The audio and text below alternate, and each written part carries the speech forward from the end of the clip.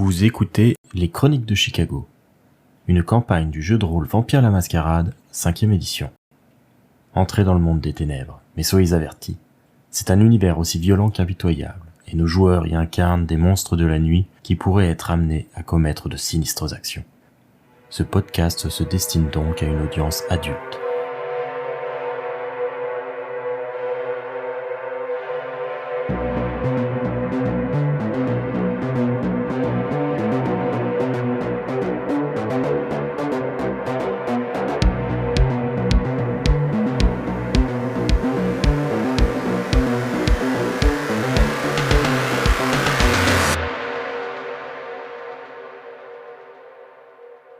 Quand la nuit vient à peine de tomber, Toshizo sait que le moyen le plus sûr pour rencontrer des membres de son gang se trouve être un petit dojo de karaté, le dojo Kotashi, dans la banlieue de Chicago. C'est une salle d'arts martiaux installée au cœur du domaine de son oncle, alors que le salon du tatoueur Tsimish se trouve à la marge. Quand il arrive sur place, le cours touche à sa fin. Une vingtaine d'hommes d'ascendance japonaise sont réunis dans une petite salle recouverte de tatami. Ils portent tous des kimonos blancs agrémentés de la ceinture indiquant leur niveau. Un nombre important des pratiquants semble avoir déjà atteint la célèbre ceinture noire, celle qui témoigne de la première grande étape vers la maîtrise des techniques de cet art martial. Tous sont assis à genoux face au sensei, ils s'inclinent et prononcent tous en chœur « Arigato gozaimasu », une formule de remerciement respectueuse. Tout le monde se lève, enfin, et commence à se diriger vers les sacs de sport pour se changer. Alors que Toshizo cherche du regard un membre du gang sur qui il pense pouvoir prendre l'ascendant, un des pratiquants s'approche de lui pour lui adresser la parole. C'est Masaki Ito, son rival. Il est plutôt petit et mince, ses cheveux courts sont teints en gris et coiffés en brosse. La jeunesse se lit sur son visage. Masaki est encore en kimono quand il interpelle Toshizo. Participer, c'est mieux, tu sais, hein. On t'a pas vu beaucoup t'entraîner physiquement, tu veux peut-être des cours particuliers ? Et en disant ça, Masaki resserre d'un coup sa ceinture noire légèrement élimée, avec un liseré doré indiquant Sandan, 3e dan.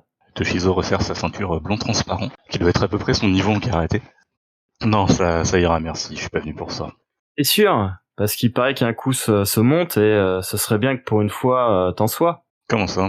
Eh bien, tu sais qu'on peut pas juste rester assis sur notre cul à attendre que les bonnes affaires viennent.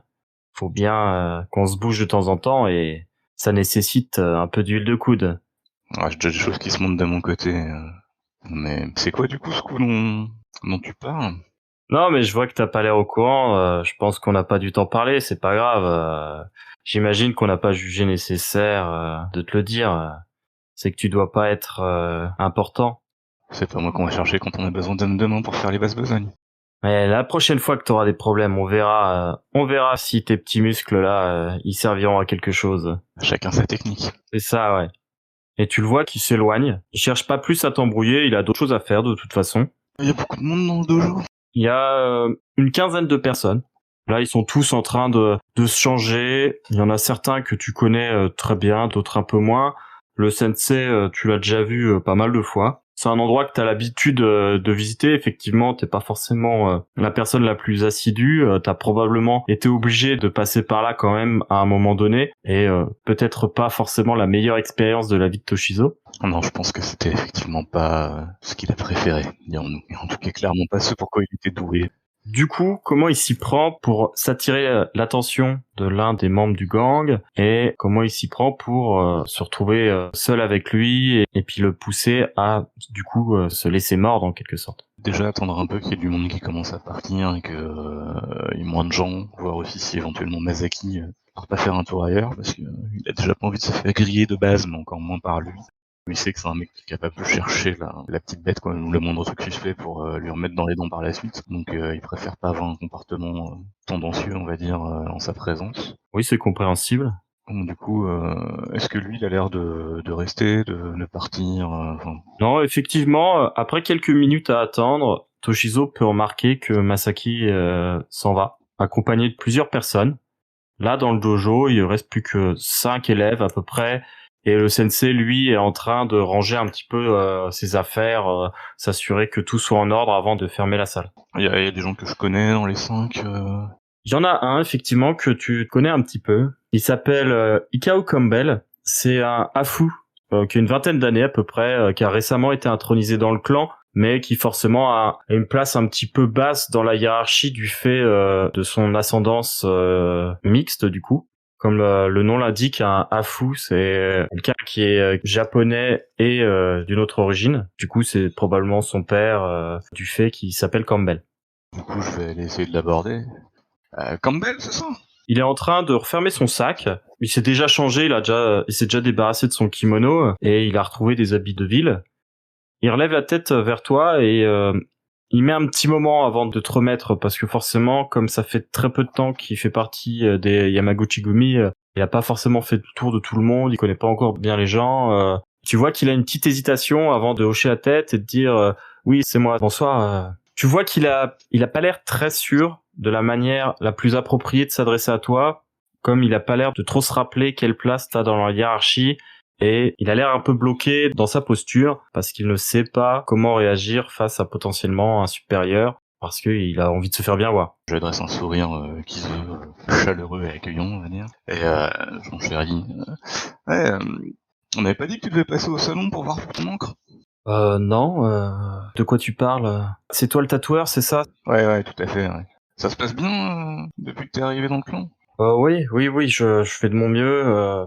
C'est difficile, je vais pas mentir, mais je m'accroche. Je sais que c'est probablement le mieux pour moi. Ouais, tant mieux. Après, hésite pas à demander, hein, si t'as besoin de quelque chose, je peux voir ce que je peux faire pour t'aider. On a tous commencé, c'est mieux d'avoir des amis dans le milieu.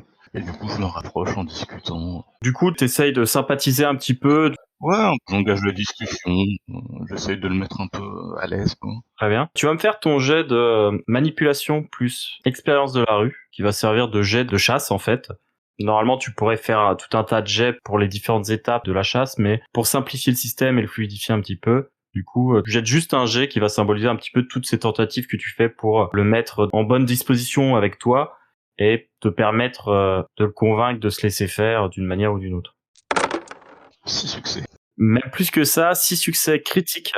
Comme tu as eu 2 10, en fait, chaque 10 compte double. Et donc, ça te fait 6 succès en tout. Mais avec l'effet critique, c'est-à-dire que va y avoir, en plus de la réussite, un petit bonus.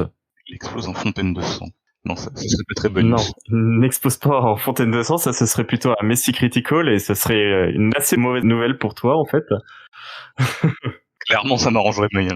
Le point positif, c'est que du coup, Toshizo se propose de le ramener, de le déposer, etc. Il se montre très avenant avec cette jeune recrue et Hikaru semble très réceptif. Visiblement, il a été plutôt rudoyé par le reste du gang pour le moment. On l'a un peu soumis à diverses épreuves pour être sûr qu'il avait le cran et les reins pour assumer sa nouvelle tâche. Et de voir comme ça quelqu'un qui se comporte bien avec lui, qui lui parle avec sympathie, qui semble vraiment lui montrer une empathie qu'il n'a pas vue chez d'autres membres du gang, ça lui fait du bien et il se laisse vraiment aller. Dans la voiture, alors que Toshizo le conduit jusqu'à chez lui, il se livre vraiment, il parle de lui, de ce qu'il faisait avant, des études qu'il a pas pu faire, de la bourse sportive qu'il aurait dû avoir, mais que finalement il a pas réussi à obtenir à cause de certaines notes dans ses résultats scolaires qui étaient insuffisants, tout un tas de choses comme ça très personnelles. Toshizo obtient même son numéro de téléphone. Au final, après être arrivé sur place, Toshizo a aucun problème vraiment à se rapprocher, de lui serrer la main et planter ses crocs d'une manière ou d'une autre dans sa chair, le temps de le paralyser avant de lui faire oublier tout ce qui vient de se passer par l'usage de la domination. Et par contre, alors qu'il est un peu hagard quand il quitte la voiture, Hikaru semble très satisfait de cette rencontre. Du coup, le point positif, c'est que potentiellement, si Toshizo s'investit dans la relation, il est possible qu'Hikaru devienne un membre de son troupeau. D'accord. Par contre, du coup, ce sera une dépense d'XP, etc. pour acheter l'avantage, mais de 1 à 3 personnes, ça fait un troupeau de niveau 1, donc là, ce serait une première personne qui serait facilement approchable par lui et sur qui il pourrait très facilement se nourrir en cas d'absolue nécessité. Dans la discussion que j'ai eue avec lui, est-ce que par hasard, il a l'air d'être potentiellement dans les hommes de main ou ceux qui sont susceptibles de bosser en tant que gros bras? Ouais, très clairement, il a plutôt été recruté du fait de son physique. Il est plutôt trapu, même il est pas très grand, il est beaucoup plus carré que la moyenne. Ouais, il jouait running back. Probablement, soit il jouait running back, soit il faisait de la lutte peut-être. En tout cas, il faisait plutôt un sport qui demande de la force physique. Quand Toshizo l'abandonne, du coup, il le laisse avec une impression très positive et la possibilité pour plus. La fin de Toshizo repasse à 1 parce que c'est impossible de passer à 0 à moins de tuer quelqu'un, de vider de son sang. Donc la soif de Toshizo est rassasiée pour le moment. Il se sent beaucoup plus à l'aise dans son corps et dans son esprit. Il y a un peu moins la tension que la bête fait peser sur tout vampire. Et il retourne au salon de tatouage où, à son arrivée, il découvre que Miguel, son assistant, le tatoueur qu'il engage pour tenir la boutique en plein jour, lui a laissé un numéro de téléphone écrit sur un post-it. Il y a marqué Darnell Perry et à côté il a marqué 45 pour probablement notifier le fait que c'est un membre des 45ers. Ok, bah du coup je vais essayer de l'appeler. Tu l'appelles tout seul ou t'attendras qu'il y ait Benjamin Bon, je peux l'appeler tout seul dans un premier temps, et après... Ok, très bien. Toshizo compose le numéro sur son téléphone fixe. Il a le droit à quelques tonalités avant que quelqu'un décroche. Et c'est une voix de femme sur laquelle il tombe. Rufus ? C'est toi ? Non. Je cherche à joindre Darnell. Excusez-moi, je vous le passe tout de suite. Tu entends que le téléphone est posé, le combiné est posé sur le rebord, et on entend dans le fond Darnell, c'est pour toi. Ça avait l'air jeune comme voix ou... Plutôt femme, peut-être d'un âge moyen. C'est difficile de déterminer avec le téléphone. En tout cas, c'est une voix de femme. C'est pas une voix d'enfant non plus. Et peu de temps après, quelqu'un reprend le combiné et du coup, on entend sa voix. C'est qui ? C'est pourquoi ? Darnell, c'est Toshizo, le patron de Ends of Glory, le salon de tatouage. Ouais, oui, effectivement, ouais. Qu'est-ce qu'il y a ? Il y a un problème ? Non, pas de problème, j'espère que je vous dérange pas d'ailleurs. Il est un peu tard, mais Ouais, c'est Miguel qui m'a transmis votre numéro. Je souhaiterais entrer en contact avec un officier ou quelqu'un d'un minimum haut placé si possible chez les 45ers. C'est pour une affaire assez urgente et je dois avouer que c'est malheureux à dire, mais je n'ai pas de moyen plus direct de contacter quelqu'un. J'espérais que vous pourriez peut-être m'aider. après que Toshizo ait dit ça, un silence se fait, comme si la personne au bout du fil ne savait pas trop quoi répondre. Et finalement, il y a une voix hésitante, vraiment, qui trahit une certaine méfiance, qui prononce vous êtes de la police ou quoi ? C'est quoi cette histoire encore ? Vous avez déjà dû entendre parler de moi, vous savez bien que je suis pas un flic. Il y a un parti extérieur qui souhaite pour l'instant rester anonyme, qui est pour le moins gêné par le conflit dont vous avez connaissance qui a actuellement lieu entre les 45ers et les Knights.